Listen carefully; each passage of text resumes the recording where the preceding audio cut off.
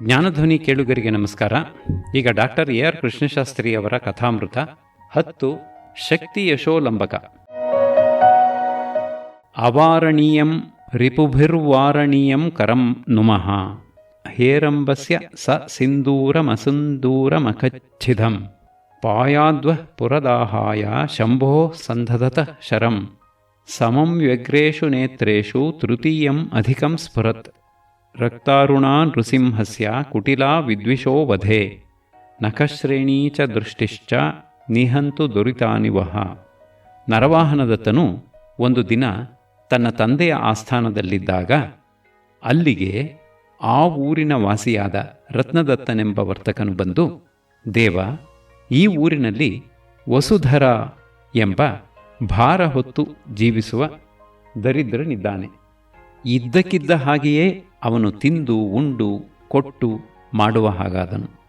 ನಾನು ಕುತೂಹಲದಿಂದ ಅವನ ಮನೆಗೆ ಹೋಗಿ ಅವನಿಗೆ ತಿಂಡಿ ತೀರ್ಥ ಮದ್ಯಗಳನ್ನು ಕೊಟ್ಟು ಮತ್ತನಾಗಿದ್ದಾಗ ಕೇಳಲು, ಅವನು ನನಗೆ ಅರಮನೆಯ ಬಾಗಿಲ ಹತ್ತಿರ ಒಂದು ರತ್ನದ ಕಡಗ ಸಿಕ್ಕಿತು.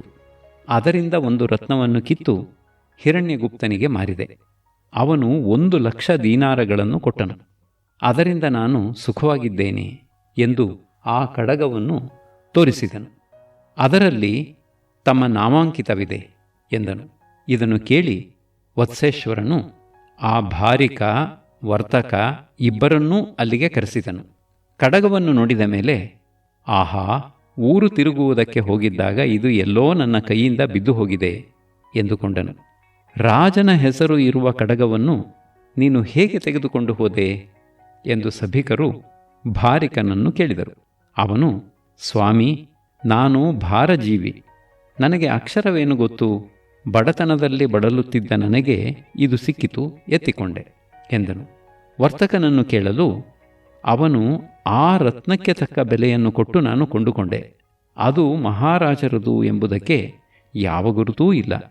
ಬೆಲೆಯಲ್ಲಿ ಅವನು 5,000 ತೆಗೆದುಕೊಂಡು ಹೋಗಿದ್ದಾನೆ. ಮಿಕ್ಕದ್ದು ನನ್ನಲ್ಲಿದೆ ಎಂದನು. ಅಲ್ಲಿದ್ದ ಯೌಗಂಧರಾಯಣನು, ಇದರಲ್ಲಿ ಯಾರದ್ದೂ ತಪ್ಪಿಲ್ಲ. ಭಾರಿಕನು ಇದನ್ನೇನು ಕದಿಯಲಿಲ್ಲ, ಯಾರೋ ಬೀಳಿಸಿದ್ದನ್ನು ತೆಗೆದುಕೊಂಡನು. ಈ ವರ್ತಕನು ಅದಕ್ಕೆ ಸರಿಯಾದ ಬೆಲೆಯನ್ನು ಕೊಟ್ಟು ಕೊಂಡಿದ್ದಾನೆ. ಆದ್ದರಿಂದ ಅವನನ್ನೂ ಆಕ್ಷೇಪಿಸುವಂತಿಲ್ಲ ಎಂದನು. ಮಹಾಮಂತ್ರಿಯ ಮಾತು ವತ್ಸರಾಜನಿಗೆ ಒಪ್ಪಿತು. ಆದ್ದರಿಂದ ಭಾರಿಕನು ತೆಗೆದುಕೊಂಡಿದ್ದ 5,000 ಹಿರಣ್ಯಗುಪ್ತನಿಗೆ ಕೊಟ್ಟು ಅವನು ಕೊಂಡಿದ್ದ ರತ್ನವನ್ನು ತೆಗೆದುಕೊಂಡನು. ಭಾರಿಕನಿಂದ ಕಡಗವನ್ನು ತೆಗೆದುಕೊಂಡು ಅವನನ್ನು ಬಿಟ್ಟುಬಿಟ್ಟನು. ಅವನಿಗೆ 5,000 ದಕ್ಕಿದ್ದು ಅಷ್ಟೇ ಲಾಭವಾಯಿತು. ಮತ್ತಾವ ಭಯವೂ ಇಲ್ಲದೆ ಮನೆಗೆ ಹೋದನು. ರತ್ನದತ್ತನು ವಿಶ್ವಾಸಘಾತಕ, ಪಾಪಿ ಎನಿಸಿದರೂ ರಾಜನು ಅವನಿಂದ ಎಂದಾದರೂ ಏನಾದರೂ ಕೆಲಸವಾಗಬೇಕಾದೀತೆಂದು ಯೋಚಿಸಿ ಅವನನ್ನು ಮರ್ಯಾದೆಯಿಂದ ಕಳುಹಿಸಿದನು. ಎಲ್ಲರೂ ಹೊರಟು ಹೋದ ಮೇಲೆ ವಸಂತಕನು ರಾಜನ ಹತ್ತಿರಕ್ಕೆ ಬಂದು, ಆಹಾ, ದೈವಾನುಗ್ರಹವಿಲ್ಲದವರಿಗೆ ಸಿಕ್ಕಿದ ಐಶ್ವರ್ಯವೂ ಓಡಿ ಹೋಗುತ್ತದೆ. ಭದ್ರಘಟ ವೃತ್ತಾಂತವೂ ಈ ಭಾರಿಕನ ವೃತ್ತಾಂತದ ಹಾಗೆಯೇ ಎಂದು ಆ ಕಥೆಯನ್ನು ಹೇಳಿದನು.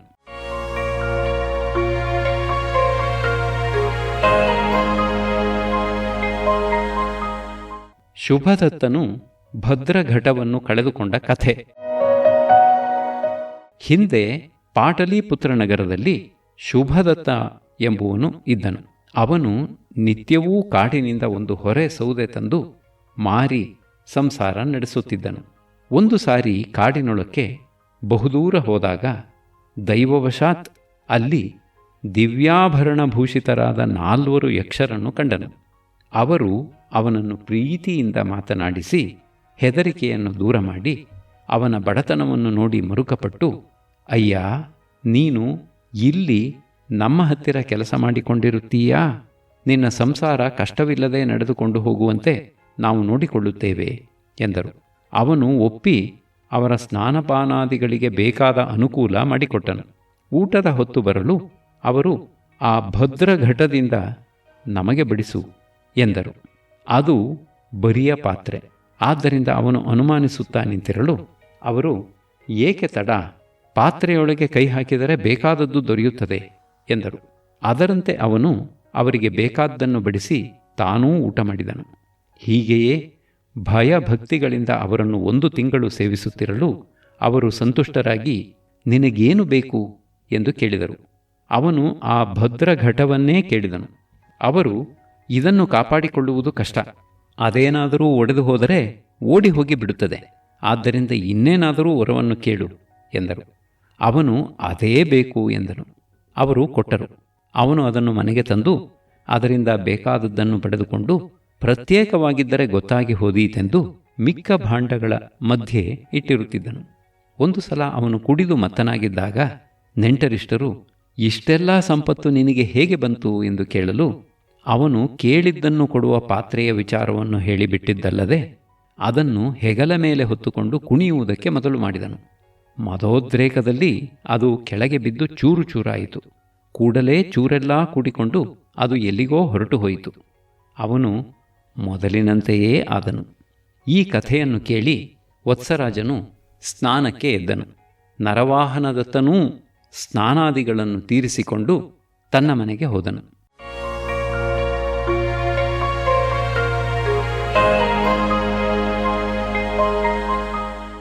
ಅಂದಿನ ರಾತ್ರಿ ಅವನು ಒಬ್ಬನೇ ಮಲಗಿರಲು ಮರುಭೂತಿಯು, ದೇವ, ಇದೇನು, ಇಂದು ಅಂತಃಪುರಕ್ಕೆ ಹೇಳಿ ಕಳುಹಿಸಲಿಲ್ಲ, ನಿದ್ರೆಯೂ ಬರುತ್ತಿಲ್ಲ, ಯಾರಾದರೂ ವೇಶ್ಯೆಯರಲ್ಲಿ ಆಸಕ್ತಿಯೇನು? ಅವರಲ್ಲಿ ಎಂದಿಗೂ ಸದ್ಭಾವನೆ ಇರುವುದಿಲ್ಲ ಎಂದು ಈ ಕಥೆಯನ್ನು ಹೇಳಿದನು. ಈಶ್ವರವರ್ಮ ಮತ್ತು ಸುಂದರಿ ಇವರ ಕಥೆ. ಚಿತ್ರಕೂಟ ನಗರದಲ್ಲಿ ರತ್ನವರ್ಮನೆಂಬ ಐಶ್ವರ್ಯವಂತನಾದ ವರ್ತಕನಿದ್ದನು. ಅವನಿಗೆ ಈಶ್ವರವರ್ಮನೆಂಬ ಮಗನಾದನು. ಅವನಿಗೆ ಯೌವನ ಬರಲು ರತ್ನವರ್ಮನು, ನನಗೆ ಇರುವವನು ಇವನೊಬ್ಬ ಮಗ, ಇವನು ಯಾವಳಾದರೂ ಸೂಳೆಯ ಬಲೆಗೆ ಬಿದ್ದಾನು, ಆದ್ದರಿಂದ ಒಬ್ಬ ಕುಂಟಣಿಯಿಂದ ಇವನಿಗೆ ಶಿಕ್ಷಣ ಕೊಡಿಸಿ ವೇಶ್ಯೆಯರು ಅವನನ್ನು ವಂಚಿಸದ ಹಾಗೆ ಮಾಡುತ್ತೇನೆ ಎಂದುಕೊಂಡು ಅವನನ್ನು ಯಮಜಿಹ್ವೆ ಎಂಬ ಕುಂಟಣಿಯ ಮನೆಗೆ ಕಳುಹಿಸಿದನು. ಅದಕ್ಕೆ 1,000 ದೀನಾರಗಳನ್ನು ಸಂಭಾವನೆಯಾಗಿ ಗೊತ್ತು ಮಾಡಿದನು. ಅವಳು ಅವನನ್ನು 1 ವರ್ಷ ತನ್ನ ಮನೆಯಲ್ಲಿ ಇಟ್ಟುಕೊಂಡಿದ್ದು ವೇಶ್ಯಾವಿದ್ಯೆಯಲ್ಲಿ ಪರಿಣತನನ್ನಾಗಿ ಮಾಡಿ ಕಳುಹಿಸಿದಳು. ಆಮೇಲೆ ಅವನು ತಂದೆಯಿಂದ 5 ಕೋಟಿಯನ್ನು ಬಂಡವಾಳವಾಗಿ ತೆಗೆದುಕೊಂಡು ವರ್ತಕ ಪಡೆಯೊಡನೆ ಸ್ವರ್ಣದ್ವೀಪಕ್ಕೆ ಹೊರಟು ದಾರಿಯಲ್ಲಿ ಕಾಂಚನಪುರಕ್ಕೆ ಬಂದನು. ಆ ಊರಿನ ದೇವಸ್ಥಾನದಲ್ಲಿ ಸುಂದರಿ ಎಂಬ ನರ್ತಕಿಯು ನರ್ತನ ಮಾಡುತ್ತಿರಲು ಅವಳ ರೂಪಿನಲ್ಲಿ ಮರುಳಾದನು. ಕುಂಟಣಿಯು ಕೊಟ್ಟ ಶಿಕ್ಷಣವು ಎಲ್ಲಿಯೋ ಹೋಯಿತು. ಹಣಕಾಸನ್ನೂ ಸರಕನ್ನೂ ತನ್ನ ಮನೆಯಲ್ಲಿಟ್ಟು ಅವನು ಅವಳ ಮನೆಗೆ ಹೋದನು. ಅಲ್ಲಿ ಮಕರಕಟಿ ಎಂಬ ಅವಳ ತಾಯಿಯು ಅವನನ್ನು ತುಂಬ ಉಪಚಾರ ಮಾಡಿ ಮಗಳ ಹತ್ತಿರಕ್ಕೆ ಕಳುಹಿಸಿಕೊಟ್ಟಳು. ಅವಳು ಬಹಳ ಚತುರೆ, ತುಂಬ ಅನುರಾಗವನ್ನು ತೋರಿಸಿದಳು. ಅವನನ್ನು ಎಡೆಬಿಡದೇ ಇದ್ದಳು. ಅಂದು ಕಳೆಯಿತು. ಆದರೆ ಮರುದಿನವೂ ಅವನು ಹೋಗಲಾಗಲಿಲ್ಲ. ಈ 2 ದಿನಕ್ಕೆ ಅವನು ಅವಳಿಗೆ 25 ಲಕ್ಷ ಬೆಲೆ ಬಾಳುವಷ್ಟು ಚಿನ್ನ ರನ್ನಗಳನ್ನು ಕೊಟ್ಟನು. ಅವಳು, ನನಗೆ ಹಣಕ್ಕೇನೂ ಕಡಿಮೆಯಿಲ್ಲ, ಆದರೆ ನಿಮ್ಮಂಥವರು ಬೇಕಾಗಿತ್ತು, ಅಂಥವರನ್ನು ಸಂಪಾದಿಸಿದ ಮೇಲೆ ಮಿಕ್ಕದ್ದನ್ನು ಕಟ್ಟಿಕೊಂಡೇನು ಎಂದು ಮುಂತಾಗಿ ಉಪಚಾರದ ಮಾತನಾಡುತ್ತಾ ಅದನ್ನೆಲ್ಲ ಸಂಗ್ರಹಿಸಿದಳು. ಅವಳ ನೃತ್ಯ ಗೀತಾದಿಗಳಲ್ಲಿ ಆಸಕ್ತನಾಗಿರುತ್ತಾ ಅವನು 2 ತಿಂಗಳನ್ನು ಕಳೆದನು. ಅಷ್ಟರಲ್ಲಿ 2 ಕೋಟಿ ಹಣವು ಸುಂದರಿಯ ಪಾಲಾಗಿತ್ತು. ಆಗ ಅವನ ಸ್ನೇಹಿತನಾದ ಅರ್ಥದತ್ತನು ಬಂದು, ಅಯ್ಯ, ನೀನು ಅಷ್ಟು ಕಷ್ಟಪಟ್ಟು ಕುಂಟಣಿ ವಿದ್ಯೆಯನ್ನು ಕಲಿತರೂ ಅದೆಲ್ಲ ವ್ಯರ್ಥವಾಯಿತು. ನಿನ್ನ ಹಣವನ್ನೆಲ್ಲ ಇಲ್ಲಿಯೇ ಕಳೆದುಕೊಂಡು ಬಿಡುತ್ತೀಯೇ. ಆದ್ದರಿಂದ ಈಗಲಾದರೂ ಹೊರಟು ಹೋಗಿ ಬಿಡೋಣ.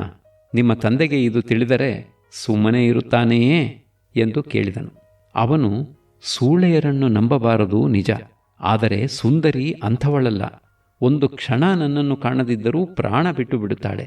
ಆದ್ದರಿಂದ ಹೋಗಲೇಬೇಕಾದರೆ ಅವಳಿಗೆ ಹೇಳಿಬಿಟ್ಟು ಹೋಗೋಣ ಎಂದನು. ಅರ್ಥದತ್ತನು ಅದರಂತೆ ಸುಂದರಿಯನ್ನೂ ಅವಳ ತಾಯಿಯನ್ನೂ ಕಂಡು, ಈಶ್ವರವರ್ಮನಿಗೆ ನಿನ್ನಲ್ಲಿ ತುಂಬ ಪ್ರೀತಿ, ಆದರೆ ಅವನು ಈಗ ಖಂಡಿತವಾಗಿ ಸ್ವರ್ಣದ್ವೀಪಕ್ಕೆ ವ್ಯಾಪಾರಕ್ಕಾಗಿ ಹೋಗಬೇಕು. ಅಲ್ಲಿ ಯಥೇಚ್ಛವಾದ ಐಶ್ವರ್ಯವನ್ನು ಸಂಪಾದಿಸಿಕೊಂಡು ಬಂದು ಬಹುಕಾಲ ನಿನ್ನೊಡನೆ ಸುಖವಾಗಿರುತ್ತಾನೆ. ಆದ್ದರಿಂದ ಇದಕ್ಕೆ ಅನುಮತಿ ಕೊಡು ಎಂದು ಕೇಳಿದನು. ಅದನ್ನು ಕೇಳಿ ಸುಂದರಿಯು ಕಣ್ಣೀರು ಹಾಕುತ್ತಾ, ನಾನು ಏನು ಹೇಳುತ್ತೇನೆ ಎಂಬುದು ನಿನಗೆ ಗೊತ್ತು. ಮನಸ್ಸಿನೊಳಗಿರುವುದು ಯಾರಿಗೆ ತಿಳಿಯುತ್ತದೆ? ಆದ್ದರಿಂದ ವಿಧಿ ಮಾಡಿಸಿದ್ದಾಗಲಿ ಎಂದಳು. ತಾಯಿಯು ಅವಳನ್ನು ಸಮಾಧಾನ ಮಾಡುತ್ತಾ, ಏಕೆ ದುಃಖ ಪಡುತ್ತೀಯೇ? ಧೈರ್ಯ ತಂದುಕೋ. ನಿನ್ನ ಪ್ರಿಯನು ಕೆಲಸ ಮುಗಿಸಿಕೊಂಡು ಬರಲಿ, ಎಂದಿಗೂ ನಿನ್ನನ್ನು ಕೈಬಿಡುವುದಿಲ್ಲ ಎಂದಳು. ಅಂದಿನಿಂದ ಸುಂದರಿಯು ದುಃಖದಿಂದಲೋ ಎಂಬಂತೆ ಅನ್ನಪಾನಗಳನ್ನು ಕಡಿಮೆ ಮಾಡಿದಳು. ನೃತ್ಯ ಗೀತ ವಾದ್ಯಗಳಲ್ಲಿ ಆಸಕ್ತಿಯನ್ನು ತೊರೆದಳು. ಗೊತ್ತಾದ ದಿನ ಈಶ್ವರವರ್ಮನು ಹೊರಡಲು ಸುಂದರಿಯೂ ಅವಳ ತಾಯಿಯೂ ಅವನ ಹಿಂದೆಯೇ ಹೋಗುತ್ತಾ ಊರ ಹೊರಗೆ ಒಂದು ಬಾವಿ ಸಿಕ್ಕಲು ಅದರಲ್ಲಿ ಸುಂದರಿಯೂ ಬಿದ್ದಳು. ಎಲ್ಲರೂ ಕೂಗಿಕೊಂಡರು. ಆಗ ಈಶ್ವರವರ್ಮನು ಹಿಂದಿರುಗಿ ಬಂದು ನೋಡಿ ಮೂರ್ಛೆ ಹೋದನು. ಮಕರಕಟಿಯು ತನ್ನವರನ್ನು ಬಾವಿಗೆ ಇಳಿಸಿದಳು. ಅವರು ಪುಣ್ಯದಿಂದ ಬದುಕಿದ್ದಾಳೆ ಎಂದು ಅವಳನ್ನು ಮೇಲಕ್ಕೆ ಎತ್ತಿದರು. ಈಶ್ವರವರ್ಮನಿಗೆ ತುಂಬ ಸಂತೋಷವಾಯಿತು. ಅವಳ ಪ್ರೇಮ ಸ್ಥಿರವಾದದ್ದೆಂದು ತಿಳಿದು ಅವಳ ಜೊತೆಯಲ್ಲಿ ಮತ್ತೆ ಅವಳ ಮನೆಗೆ ಹೋದನು. ಇನ್ನೊಂದು ತಿಂಗಳಲ್ಲಿ ಉಳಿದ 3 ಕೋಟಿ ಹಣವೂ ಅವಳ ಪಾಲಾಗಲು ಅವಳು ಅವನಿಗೆ ಅರ್ಧಚಂದ್ರ ಪ್ರಯೋಗ ಮಾಡಿ ಮನೆ ಬಿಡಿಸಿ ಕಳುಹಿಸಿದಳು. ಅರ್ಥದತ್ತ ಮುಂತಾದವರು ಊರಿಗೆ ಹೋಗಿ ಅದನ್ನು ಅವನ ತಂದೆಗೆ ತಿಳಿಸಿದರು.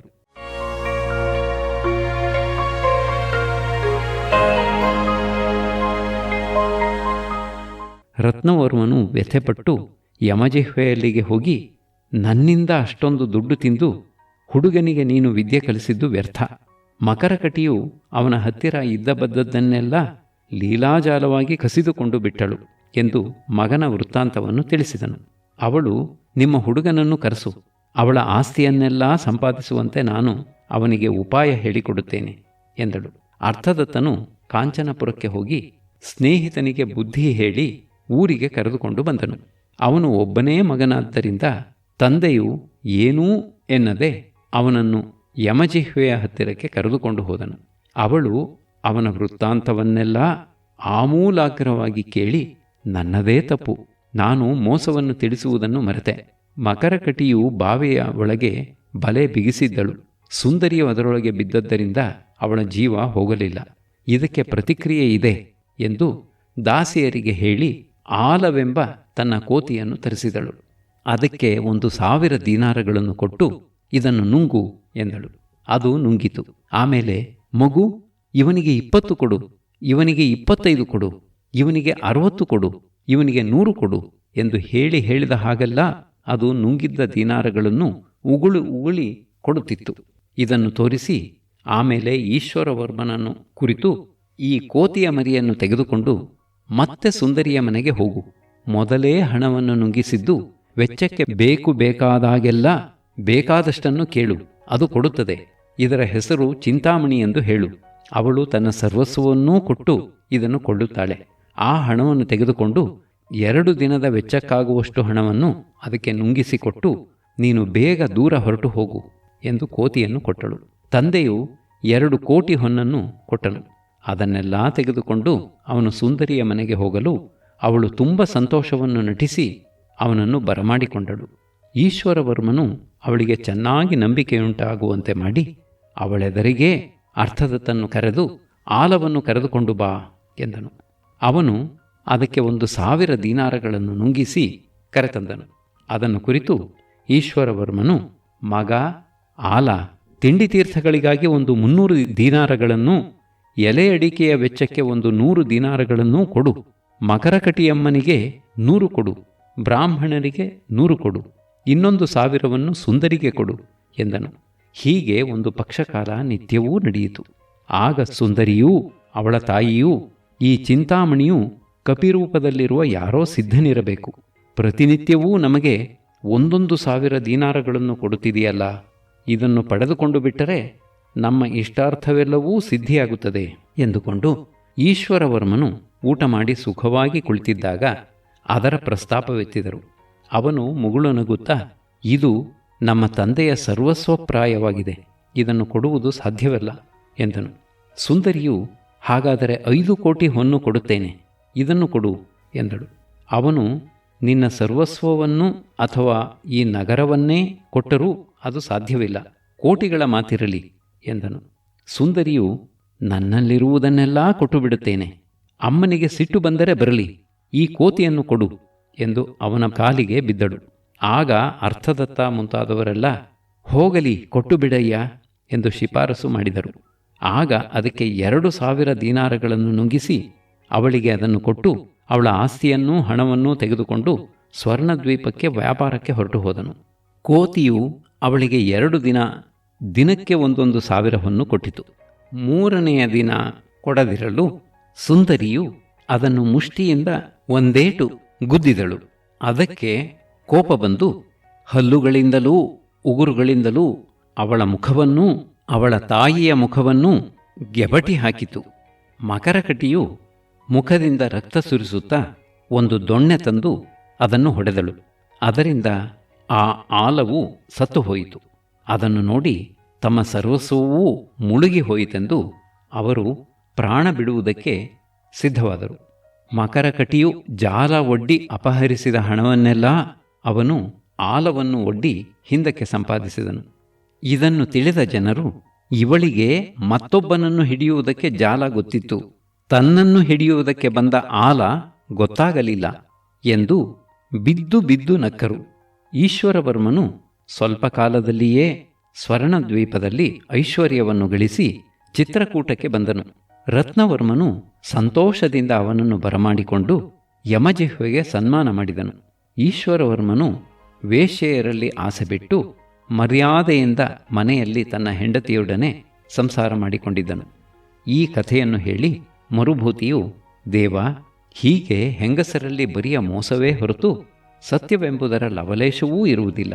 ಆದ್ದರಿಂದ ಶ್ರೇಯಸ್ಸು ಬೇಕು ಎನ್ನುವವರು ಅದರ ಗೊಡುವೆಗೆ ಹೋಗಬಾರದು ಎಂದನು.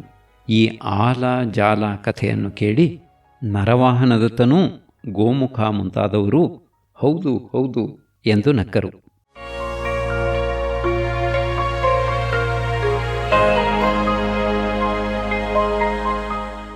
ತರಂಗ 2. ಆಗ ಗೋಮುಖನು ಕುಮುದಿಕೆಯ ಕಥೆಯನ್ನು ಹೇಳಿದನು. ಕುಮುದಿಕೆಯ ಕಥೆ. ಪ್ರತಿಷ್ಠಾನದಲ್ಲಿ ವಿಕ್ರಮಸಿಂಹನೆಂಬ ರಾಜನಿದ್ದನು. ಅವನಿಗೆ ಶಶಿಲೇಖೆ ಎಂಬ ಹೆಂಡತಿ ಇದ್ದಳು. ಒಂದು ಸಾರಿ ಅವನ ದಾಯಾದಿಗಳಾದ ಮಹಾಭಟ, ವೀರಬಾಹು ಮುಂತಾದ 5-6 ಜನ ಒಟ್ಟಾಗಿ ಅವನ ಊರಿಗೆ ಮುತ್ತಿಗೆ ಹಾಕಿದರು. ಮಂತ್ರಿಗಳು ಹೇಳಿದ ಸಾಮೋಪಾಯವನ್ನು ಒಪ್ಪದೆ ಅವನು ಯುದ್ಧವನ್ನು ನಿಶ್ಚಯಿಸಿದನು. 2 ಕಡೆಯ ಸೈನ್ಯಗಳೂ ಹೊಡೆದಾಡುತ್ತಿರುವಾಗ ಅವನು ಆನೆಯನ್ನೇರಿ ನುಗ್ಗಿ ಬಾಣಪ್ರಯೋಗ ಮಾಡಲಾರಂಭಿಸಿದನು. ಅವರು ಹೀಗೆ ಒಬ್ಬಂಟಿಗನಾಗಿದ್ದದ್ದನ್ನು ಮಹಾಭಟಾದಿಗಳು ನೋಡಿ ಒಟ್ಟಿಗೆ ಅವನ ಮೇಲೆ ಬಿದ್ದರು. ಅದನ್ನು ಕಂಡು ಅವನ ಸೇನೆ ಹಿಮ್ಮೆಟ್ಟಿತು. ಅನಂತರ ಅವನ ಮಂತ್ರಿಯಾದ ಅನಂತಗುಣನು ಸೂಚಿಸಿದಂತೆ ಅವನು ಆನೆಯಿಂದ ಇಳಿದು ಕುದುರೆ ಏರಿ ಮಂತ್ರಿಯೊಡನೆ ಓಡಿಹೋಗಿ ಉಜ್ಜಯಿನಿಯನ್ನು ಸೇರಿದನು. ಅಲ್ಲಿ ಕುಮುದಿಕೆ ಎಂಬ ಪ್ರಸಿದ್ಧಳಾದ ಸೂಳೆಯ ಮನೆಗೆ ಹೋಗಲು ಅವಳು ಇವನ ತೇಜಸ್ಸನ್ನೂ ಲಕ್ಷಣವನ್ನೂ ನೋಡಿದರೆ ಇವನು ಯಾರೋ ರಾಜನಾಗಿರುವಂತೆ ಕಾಣುತ್ತದೆ, ಇವನನ್ನು ಸ್ವೀಕಾರ ಮಾಡಿದರೆ ನನ್ನ ಇಷ್ಟಾರ್ಥ ಸಿದ್ಧಿಯಾದೀತು ಎಂದುಕೊಂಡು ಎದ್ದು ಗೌರವಿಸಿ ಚೆನ್ನಾಗಿ ಉಪಚಾರ ಮಾಡಿದಳು. ಸ್ವಾಮಿಯು ದಯಮಾಡಿ ನನ್ನ ಮನೆಯನ್ನು ಪವಿತ್ರಗೊಳಿಸಿದ್ದರಿಂದ ನಾನು ಧನ್ಯಳಾದೆ. ಇಂದು ನನ್ನ ಪೂರ್ವ ಪುಣ್ಯ ಫಲಿಸಿತು. ಈ ಅನುಗ್ರಹದಿಂದ ನನ್ನನ್ನು ಕೊಂಡುಕೊಂಡು ದಾಸಿಯಾಗಿ ಮಾಡಿಕೊಂಡಿದ್ದೀರಿ. ನನ್ನ ಹತ್ತಿರ 100 ಆನೆ ಇದೆ, 20,000 ಕುದುರೆ ಇದೆ, ಮನೆ ತುಂಬಾ ರತ್ನವಿದೆ, ಇದೆಲ್ಲ ತಮ್ಮದು ಎಂದಳು. ರಾಜನು ಅಲ್ಲಿ ಸುಖವಾಗಿದ್ದುಕೊಂಡದ್ದಲ್ಲದೆ ಬಂದು ಕೇಳಿದ ಯಾಚಕರಿಗೆ ಅವಳ ದುಡ್ಡನ್ನು ಕೊಡುತ್ತಿದ್ದನು. ಅವಳಿಗೆ ಅದರಿಂದ ಸಂತೋಷವೇ ಆಗುತ್ತಿತ್ತು. ತನ್ನಲ್ಲಿ ಇಷ್ಟು ಅನುರಾಗವಿಟ್ಟುಕೊಂಡಿದ್ದಾಳಲ್ಲ ಎಂದು ಅವನಿಗೂ ಸಂತೋಷವಾಯಿತು. ಮಂತ್ರಿ ಮಾತ್ರ, ದೇವ, ಸೂಳೆಯರಲ್ಲಿ ಸದ್ಗುಣವನ್ನು ಕಂಡದ್ದಿಲ್ಲ, ಇವಳೇನೋ ಭಕ್ತಿಯನ್ನು ತೋರಿಸುತ್ತಿದ್ದಾಳೆ, ಇದಕ್ಕೇನು ಕಾರಣವೋ ಗೊತ್ತಿಲ್ಲ ಎಂದನು. ರಾಜನು, ಹಾಗೆನ್ನಬೇಡ, ಕುಮುದಿಕೆಯು ನನಗಾಗಿ ಪ್ರಾಣವನ್ನಾದರೂ ಬಿಡುತ್ತಾಳೆ, ನಿನಗೆ ನಂಬಿಕೆ ಇಲ್ಲದಿದ್ದರೆ ತೋರಿಸುತ್ತೇನೆ ನೋಡು ಎಂದು ಅನ್ನಪಾನಗಳನ್ನು ಕಡಿಮೆ ಮಾಡಿ ಬಡವಾದನು. ಒಂದು ದಿನ ಹೊರಳುತ್ತಾ ನಿಶ್ಚೇಷ್ಟನಾಗಿ ಸತ್ತಂತೆ ನಟಿಸಿದನು. ಅವನನ್ನು ಕಟ್ಟಿ ಸ್ಮಶಾನಕ್ಕೆ ತೆಗೆದುಕೊಂಡು ಹೋದರು. ಬೇಡವೆಂದರೂ ಕುಮುದಿಕೆಯೂ ಹೋದಳು, ಚಿತೆಯನ್ನೂ ಹತ್ತಿದಳು. ಇನ್ನೇನು ಬೆಂಕಿ ಹಾಕಬೇಕೆನ್ನುವ ಹೊತ್ತಿಗೆ ರಾಜನು ಆಕಳಿಸುತ್ತಾ ಎದ್ದನು. ಅವನು ಬದುಕಿಕೊಂಡನೆಂದು ಸಂತೋಷಪಟ್ಟು ಎಲ್ಲರೂ ಮನೆಗೆ ಕರೆತಂದರು. ರಾಜನೂ ಮಂತ್ರಿಯನ್ನು ಕುರಿತು ನೋಡಿದೆಯೋ ಎಂದು ಕೇಳಿದನು. ಅವನು, ಆದರೂ ನಾನೇನೋ ನಂಬುವುದಿಲ್ಲ, ಇದಕ್ಕೆ ಏನೋ ಕಾರಣವಿದೆ, ಅದು ಗೊತ್ತಾದೀತು ಎಂದನು. ಆಮೇಲೆ ಅವಳ ಸಹಾಯವನ್ನೂ ಮಿತ್ರರ ಸಹಾಯವನ್ನೂ ತೆಗೆದುಕೊಂಡು ಅವನು ಶತ್ರುಗಳನ್ನು ಸೋಲಿಸಿ ಒಡನೆ ಇದ್ದ ಕುಮುದಿನಿಯನ್ನು ಕುರಿತು, ನಿನಗೇನು ಬೇಕು ಕೇಳು, ಕೊಡುತ್ತೇನೆ ಎಂದನು. ಅವಳು, ಪ್ರಭು, ಉಜ್ಜಯಿನಿಯಲ್ಲಿ ನನ್ನ ಪ್ರಿಯನಾದ ಶ್ರೀಧರನೆಂಬುವನನ್ನು ಅಲ್ಪಾಪರಾಧಕ್ಕಾಗಿ ಬಂಧನದಲ್ಲಿ ಇಟ್ಟಿದ್ದಾರೆ, ಅವನನ್ನು ಬಿಡಿಸಿಕೊಡಬೇಕು. ನಿನ್ನ ರಾಜಲಕ್ಷಣಗಳನ್ನು ನೋಡಿ ಮುಂದೆ ನಿನ್ನಿಂದ ಈ ಕಾರ್ಯವಾಗಬಹುದೆಂದು ನಿನ್ನನ್ನು ಇಷ್ಟು ದಿವಸ ಸೇವಿಸಿಕೊಂಡಿದ್ದೇನೆ. ನನ್ನ ಇಷ್ಟಾರ್ಥ ಸಿದ್ಧಿಯಾಗಲಿಲ್ಲವೆಂದು ನಿರಾಶೆಪಟ್ಟು ನಿನ್ನೊಡನೆ ಚಿತಿಯನ್ನೂ ಏರಿದೆ ಎಂದಳು. ಅವನು ಆಗಲೆಂದು ಉಜ್ಜಯಿನಿಗೆ ಸೈನ್ಯ ತೆಗೆದುಕೊಂಡು ಹೋಗಿ ಶ್ರೀಧರನನ್ನು ಬಿಡಿಸಿಕೊಂಡು ಬಂದು ಕೊಟ್ಟನು. ಅವರು ಸುಖವಾಗಿದ್ದರು. ಹೀಗೆ ಸೂಳೆಯರ ಮನಸ್ಸಿನಲ್ಲಿ ಏನಿದೆ ಎಂದು ತಿಳಿಯುವುದು ಕಷ್ಟ. ಹೀಗೆಂದು ಗೋಮುಖನು ಕಥೆ ಹೇಳಿ ಮುಗಿಸಲು ತಪಂತಕನು, ದೇವ, ಸೂಳೆಯರಿರಲಿ ಗಂಡನುಳ್ಳ ಗರತಿಯರನ್ನೂ ನಂಬುವುದಕ್ಕಿಲ್ಲ. ನಾನು ಕಣ್ಣಾರೆ ಕಂಡ ಒಂದು ಆಶ್ಚರ್ಯ ಸಂಗತಿಯನ್ನು ಹೇಳುತ್ತೇನೆ, ಕೇಳು ಎಂದು ಅದನ್ನು ಹೇಳಿದನು. ಚಂದ್ರಶ್ರೀಯ ಕಥೆ. ಈ ಊರಿನಲ್ಲಿ ಬಲವರ್ಮನೆಂಬ ಒಬ್ಬ ವರ್ತಕನಿದ್ದನು. ಅವನ ಹೆಂಡತಿ ಚಂದ್ರಶ್ರೀ ಎಂಬುವಳು ಒಂದು ದಿನ ಕಿಟಕಿಯಿಂದ ಒಬ್ಬ ಸುಂದರನಾದ ವರ್ತಕರ ಹುಡುಗನನ್ನು ಕಂಡು ಮೋಹಿಸಿ ಅವನನ್ನು ತನ್ನ ಸ್ನೇಹಿತೆಯ ಮೂಲಕ ಅವಳ ಮನೆಗೆ ಕರೆಸಿ ಅವನ ಸಹವಾಸ ಮಾಡಿಕೊಂಡಿದ್ದಳು. ಅದು ಕ್ರಮೇಣ ಗಂಡನೊಬ್ಬನಿಗೆ ಹೊರತು ಎಲ್ಲರಿಗೂ ತಿಳಿಯಿತು. ಆದರೂ ಅವಳು ನಿತ್ಯವೂ ತನ್ನ ಸ್ನೇಹಿತೆಯ ಮನೆಗೆ ಅವನನ್ನು ನೋಡಲು ಹೋಗುತ್ತಿದ್ದಳು. ಬಲವರ್ಮನಿಗೆ ಜ್ವರ ಬಂತು. ಹಾಸಿಗೆ ಹಿಡಿದು ಮಲಗಿದನು. ಆಗಲೂ ಅವಳು ಪ್ರಿಯನನ್ನು ನೋಡುವುದಕ್ಕೆ ಹೋಗುವುದು ತಪ್ಪಲಿಲ್ಲ. ಗಂಡನು ಸತ್ತು ಹೋದನು. ಆಗ ಅದನ್ನು ತನ್ನ ಪ್ರಿಯನಿಗೆ ತಿಳಿಸಿ ಅವನಿಗೆ ಹೇಳಿಬಿಟ್ಟು ಬಂದು ಗಂಡನ ಚಿತಿಯನ್ನೇರಿದಳು. ಹೀಗೆ ಹೆಂಗಸರ ಮನಸ್ಸೇ ಗೊತ್ತಾಗುವುದಿಲ್ಲ. ಅನ್ಯರ ಸಹವಾಸ ಮಾಡುತ್ತಾರೆ, ಆದರೂ ಗಂಡ ಹೋದರೆ ಅವನೊಡನೆ ಸಾಯುತ್ತಾರೆ ಎಂದನು. ಆಗ ಹರಿಶಿಖನು, ಇಲ್ಲಿಯೇ ದೇವದಾಸನಿಗೆ ಆದದ್ದನ್ನು ಕೇಳಿಲ್ಲವೇ ಎಂದು ಅವನ ಕಥೆಯನ್ನು ಹೇಳಿದನು. ದುಶ್ಶೀಲೆಯ ಕಥೆ. ದೇವದಾಸನಿಗೆ ದುಶ್ಶೀಲೆ ಎಂಬ ಹೆಂಡತಿ ಇದ್ದಳು. ಅವಳ ನಡತೆ ಅವಳ ಹೆಸರಿಗೆ ತಕ್ಕಂತೆಯೇ ಇತ್ತು. ನೆರೆಹೊರೆಯವರೆಲ್ಲರಿಗೂ ಗೊತ್ತಿತ್ತು. ಅವನು ಏನೋ ಒಂದು ಕೆಲಸದ ಮೇಲೆ ರಾಜನ ಮನೆಗೆ ಹೋದಾಗ ಅವಳು ಪರಪುರುಷನೊಬ್ಬನನ್ನು ಕರೆತಂದು ಅಟ್ಟದ ಮೇಲೆ ಕೂರಿಸಿದಳು. ದೇವದಾಸನು ಮನೆಗೆ ಬಂದು ಊಟ ಮಾಡಿ ಮಲಗಲು ಅವನು ಕೆಳಕ್ಕಿಳಿದು ಬಂದು ದೇವದಾಸನನ್ನು ಕೊಂದು ಹೋದನು. ಬೆಳಗಿನ ಜಾವದಲ್ಲಿ ಅವಳು ಹೊರಕ್ಕೆ ಬಂದು ಕಳ್ಳರು ತನ್ನ ಗಂಡನನ್ನು ಹೊಡೆದು ಹಾಕಿದರೆಂದು ಕೂಗಿಕೊಂಡಳು. ನೆಂಟರಿಷ್ಟರು ಬಂದು ನೋಡಿ, ಕಳ್ಳನು ಏನನ್ನೂ ತೆಗೆದುಕೊಂಡು ಹೋಗಿಲ್ಲ, ಅವನನ್ನು ಕೊಂದು ಮಾತ್ರ ಹೋದನೇಕೆ ಎಂದು ಶಂಕಿಸಿದರು. ಆಮೇಲೆ ಅಲ್ಲಿಯೇ ಇದ್ದ ಅವನ ಮಗನಾದ ಚಿಕ್ಕ ಹುಡುಗನನ್ನು, ನಿಮ್ಮ ತಂದೆಯನ್ನು ಯಾರು ಕೊಂದರಪ್ಪ ಎಂದು ಕೇಳಲು ಆ ಮಗುವು, ಯಾವನೋ ಒಬ್ಬ ಬೆಳಗ್ಗೆ ಬಂದು ಅಟ್ಟದ ಮೇಲೆ ಕೂತಿದ್ದ. ರಾತ್ರಿ ಅವನು ಕೆಳಕ್ಕೆ ಇಳಿದು ಬಂದು ನನ್ನ ಕಣ್ಣ ಮುಂದೆ ಅಪ್ಪನನ್ನು ಕೊಂದ. ಅದಕ್ಕೆ ಮುಂಚೆ ಅಪ್ಪನ ಹತ್ತಿರ ಮಲಗಿದ್ದ ನನ್ನನ್ನು ಎತ್ತಿಕೊಂಡು ಅಮ್ಮ ಎದ್ದು ಬಂದಳು ಎಂದಿತು. ಆಗ ಅದು ಅವಳ ಉಪಪತಿಯಿಂದ ಆದ ಕೆಲಸವೆಂದು ಅವರೆಲ್ಲರೂ ನಿಶ್ಚಯಿಸಿ ಅವನನ್ನು ಹಿಡಿದು ಕೊಂದರು. ಮಗುವನ್ನು ಇಟ್ಟುಕೊಂಡು ಅವಳನ್ನು ಓಡಿಸಿದರು. ಹೀಗೆ ಪರಪುರುಷರಲ್ಲಿ ಮನಸ್ಸುಳ್ಳ ಹೆಂಗಸರು ಪ್ರಾಣ ತೆಗೆಯುವುದಕ್ಕೂ ಹೆಸುವುದಿಲ್ಲ ಎಂದನು. ಇದೇ ರೀತಿ ಗೋಮುಖನು ಹೇಳಿದ ವಜ್ರಸಾರನ ಕಥೆಯನ್ನೂ ಮರುಭೂತಿಯು ಹೇಳಿದ ಸಿಂಹಬಲ್ಲನ ಕಥೆಯನ್ನೂ ಕೇಳಿ ನರವಾಹನದತ್ತನು ನಿದ್ರೆ ಹೋದನು.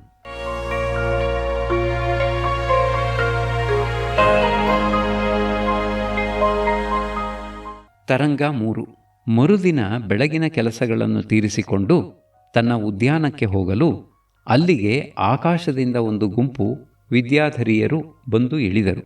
ಅವರಲ್ಲಿ ಒಬ್ಬಳು ನಕ್ಷತ್ರಗಳ ಮಧ್ಯದ ಚಂದ್ರನಂತೆ ತುಂಬ ಸುಂದರಿಯಾಗಿದ್ದಳು. ರಾಜಪುತ್ರನು ಅವಳಿದ್ದೆಡೆಗೆ ಹೋಗಿ, ಎಲೈ ಕಲ್ಯಾಣಿ, ನೀನು ಯಾರು?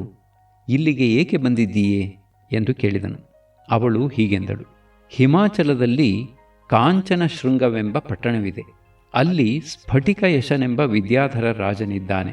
ಅವನ ಮಗಳು ನಾನು. ಶಕ್ತಿಯಶೆ ಎಂದು ನನ್ನ ಹೆಸರು. ನಾನು ಪಾರ್ವತೀದೇವಿಯನ್ನು ವ್ರತಗಳಿಂದಲೂ ಸ್ತೋತ್ರಗಳಿಂದಲೂ ಮೆಚ್ಚಿಸಲು ಅವಳು, ಮಗಳೇ, ನಿನಗೆ ನಿಮ್ಮ ತಂದೆಯ ವಿದ್ಯಾಬಲಕ್ಕೆ 10ರಷ್ಟು ವಿದ್ಯೆಗಳು ಲಭಿಸುತ್ತವೆ. ಮುಂದೆ ಚಕ್ರವರ್ತಿಯಾಗುವ ನರವಾಹನದತ್ತನು ನಿನಗೆ ಪತಿಯಾಗುತ್ತಾನೆ ಎಂದು ವರ ಕೊಟ್ಟಳು. ನಿನ್ನೆಯ ರಾತ್ರಿ ಕನಸಿನಲ್ಲಿ ಬಂದು, ನಾಳೆ ಬೆಳಗ್ಗೆ ನಿನ್ನ ಪತಿಯನ್ನು ಕಂಡು ಬಾ, ಇನ್ನೊಂದು ತಿಂಗಳು ಬಿಟ್ಟುಕೊಂಡು ನಿಮ್ಮ ತಂದೆಯು ನಿನ್ನನ್ನು ಅವನಿಗೆ ಮದುವೆ ಮಾಡಿಕೊಡುತ್ತಾನೆ ಎಂದು ಹೇಳಿದಳು. ಅದರಂತೆ ಬಂದೆ, ಈಗ ಹೋಗುತ್ತೇನೆ ಎಂದು ಸಖಿಯರೊಡನೆ ಅಂತರಿಕ್ಷಕ್ಕೆ ಹಾರಿ ತಂದೆಯ ಊರಿಗೆ ಹೊರಟು ಹೋದಳು. ನರವಾಹನದತ್ತನು ಅವಳ ಚಿಂತೆಯಲ್ಲಿಯೇ ಮಗ್ನನಾಗಿ 1 ತಿಂಗಳನ್ನು ಒಂದು ಯುಗವಾಗಿ ಭಾವಿಸುತ್ತಿರಲು ಗೋಮುಖನು ಅವನನ್ನು ವಿನೋದಗೊಳಿಸುವುದಕ್ಕೆ ಒಂದು ಕಥೆಯನ್ನು ಹೇಳಿದನು. ಸುಮನ ರಾಜನ ಕಥೆ. ಹಿಂದೆ ಕಾಂಚನಪುರಿ ಎಂಬ ಊರಿನಲ್ಲಿ ಸುಮನನೆಂಬ ರಾಜನಿದ್ದನು. ಒಂದು ದಿನ ಅವನು ಆಸ್ಥಾನದಲ್ಲಿದ್ದಾಗ ಪ್ರತೀಹಾರನು ಬಂದು ಮುಕ್ತಾಲತೆ ಎಂಬ ಬೇಡಿತಿಯು ಬಂದಿದ್ದಾಳೆಂದು ತಿಳಿಸಿದನು. ಅವಳನ್ನು ಬರಹೇಳಲು ಅವಳು ಕೈಯಲ್ಲಿ ಒಂದು ಪಂಜರ ಹಿಡಿದು ಬಂದಳು. ಅವಳ ಅದ್ಭುತ ರೂಪವನ್ನು ನೋಡಿ ಎಲ್ಲರೂ ಇವಳು ಮನುಷ್ಯಳಲ್ಲ, ಯಾರೋ ದಿವ್ಯ ಸ್ತ್ರೀ ಎಂದುಕೊಂಡಳು. ಅವಳು ರಾಜನಿಗೆ ನಮಸ್ಕರಿಸಿ, ದೇವ, ಈ ಪಂಜರದಲ್ಲಿರುವ ಗಿಣಿಯು 4 ವೇದಗಳನ್ನೂ ಬಲ್ಲುದು, ಎಲ್ಲ ವಿದ್ಯೆಗಳನ್ನೂ ಕಲೆಗಳನ್ನೂ ಬಲ್ಲುದು, ಕವಿತೆ ಬಲ್ಲುದು. ಇದು ತಮಗೆ ಉಪಯೋಗವಾದೀತೆಂದು ತಂದಿದ್ದೇನೆ, ಒಪ್ಪಿಸಿಕೊಳ್ಳಬೇಕು ಎಂದಳು. ಗಿಣಿಯು, ರಾಜನ್ ಯುಕ್ತಮಿದಂ ಸದೈವ ಯದಯಂ ದೇವಸ್ಯ ಸಂಧುಕ್ಷ್ಯತೆ ಧೂಮಶ್ಯಾಮಮುಖೋ ದ್ವಿಷದ್ವಿಹರಿಣಿ ನಿಶ್ವಾಸ ವಾತೋದ್ಗಮೈಃ ಏತತ್ವದ್ಭುತಮೇವ ಯತ್ ಪರಿಭವಾ ಭಾಷಾಂ ಪೂರಪ್ಲವೈಃ ಆಸಾಂ ಪ್ರಜ್ವಲತೀಹ ದಿಕ್ಷು ದಶಸು ಪ್ರಾಜ್ಯ ಪ್ರತಾಪಾನಲಃ ಎಂಬ ಪದ್ಯವನ್ನು ಹೇಳಿತು. ಅದಕ್ಕೆ ವ್ಯಾಖ್ಯಾನ ಮಾಡಿತು. ಅನಂತರ ಯಾವ ಶಾಸ್ತ್ರದಿಂದ ಯಾವ ಅಂಶವನ್ನು ಪ್ರತಿಪಾದಿಸಲಿ ಎಂದು ಕೇಳಿತು. ರಾಜನು ವಿಸ್ಮಿತನಾದನು. ಮಂತ್ರಿಯು, ಪ್ರಭು, ಇದು ಹಿಂದೆ ಯಾರೋ ಋಷಿಯಾಗಿದ್ದು ಶಾಪದಿಂದ ಗಿಣಿಯಾಗಿರಬೇಕು. ಹಿಂದೆ ಕಲಿತದ್ದನ್ನೇ ಜಾತಿ ಸ್ಮರಣಾಗಿ ಈಗ ಹೇಳುತ್ತಿರಬೇಕು ಎಂದನು. ರಾಜನು ಗಿಣಿಯನ್ನು, ಅಯ್ಯ, ನಿನ್ನ ವೃತ್ತಾಂತವೇನು? ನೀನು ಯಾರು? ಗಿಣಿಗೆ ಶಾಸ್ತ್ರ ತಿಳಿಯೋಣವೆಂದರೇನು ಎಂದು ಕೇಳಲು ಅದು ಹೀಗೆಂದು ಹೇಳಿತು. ಗಿಣಿಯ ವೃತ್ತಾಂತ. ಹಿಮಪರ್ವತದ ಹತ್ತಿರ ಒಂದು ರೋಹಿಣಿ ಮರವಿದೆ. ನಾನು ಅದರ ಮೇಲೆ ಹುಟ್ಟಿದೆ. ಹುಟ್ಟುತ್ತಿದ್ದ ಹಾಗೆಯೇ ನನ್ನ ತಾಯಿ ಸತ್ತು ಹೋದಳು. ತಂದೆಯೇ ನನ್ನನ್ನು ರೆಕ್ಕೆಯ ಮಧ್ಯದಲ್ಲಿಟ್ಟುಕೊಂಡು ಸಾಕುತ್ತಿದ್ದನು. ಒಂದು ಸಾರಿ ಅಲ್ಲಿಗೆ ಒಂದು ಭಿಲ್ಲರ ಪಡೆಯು ಬೇಟೆಗೆ ಬಂದು ಕಾಡಿನಲ್ಲೆಲ್ಲ ಮೃಗಗಳನ್ನು ಕೊಂದು ಹಾವಳಿ ಮಾಡಿತು. ಒಬ್ಬ ಮುದುಕನು ನಾನಿದ್ದ ಮರಕ್ಕೆ ಹತ್ತಿ ಗಿಣಿಗಳನ್ನು ಹಿಡಿದು ಕತ್ತು ಮುರಿದು ಕೆಳಗೆ ಎಸೆದನು. ನಾನು ನನ್ನ ತಂದೆಯ ರೆಕ್ಕೆಯಲ್ಲಿ ಸೇರಿಕೊಂಡು ಕೆಳಗೆ ಬಿದ್ದೆ. ಅವನು ಇಳಿದು ಬರುವುದರೊಳಗೆ ರೆಕ್ಕೆಯೊಳಗಿನಿಂದ ಹೊರಕ್ಕೆ ಬಂದು ಮೆಲ್ಲನೆ ತೆವಳಿಕೊಂಡು ಹೋಗಿ ಹತ್ತಿರದಲ್ಲಿದ್ದ ಒಂದು ಎಳೆಯ ರಾಶಿಯಲ್ಲಿ ಅವಿತುಕೊಂಡೆ. ಮರುದಿನ ಬೆಳಗ್ಗೆ ಎಡುವುತ್ತಾ ಮುಗ್ಗರಿಸುತ್ತಾ ಬಾಯಾರಿಕೆಯಿಂದ ಬಳಲಿ ಹತ್ತಿರದಲ್ಲಿದ್ದ ಪದ್ಮಸರಸ್ಸಿಗೆ ಹೋದೆ. ಅಲ್ಲಿ ಸ್ನಾನ ಮಾಡಿಕೊಂಡು ಹೊರಟಿದ್ದ ಮರೀಚಿ ಮುನಿಯು ನನ್ನನ್ನು ಕಂಡು ಮರುಕದಿಂದ ಬಾಯಿಗೆ ನೀರು ಬಿಟ್ಟು ಎಲೆಯಲ್ಲಿ ಕೂರಿಸಿಕೊಂಡು ಆಶ್ರಮಕ್ಕೆ ಹೋದನು. ಅಲ್ಲಿದ್ದ ಕುಲಪತಿಯಾದ ಪುಲಸ್ತ್ಯ ಋಷಿಯು ನನ್ನನ್ನು ನೋಡಿ ನಕ್ಕನು. ಶಿಷ್ಯರು ಏಕೆಂದು ಕೇಳಲು ಅವನು, ಇದು ಶಾಪ ತಟ್ಟಿ ಗಿಣಿಯಾದದ್ದು, ಆದ್ದರಿಂದ ಅಯ್ಯೋ ಪಾಪ ಎಂದು ನಕ್ಕೆ. ಇದರ ಕಥೆಯನ್ನು ಅಗ್ನಿಕವಾದ ಮೇಲೆ ಹೇಳುತ್ತೇನೆ ಎಂದು ಆಮೇಲೆ ಅದನ್ನು ಹೇಳಿದನು. ಅದು ಯಾವ ಕಥೆ ಎಂದು ಮುಂದಿನ ವಾರ ಕೇಳೋಣ.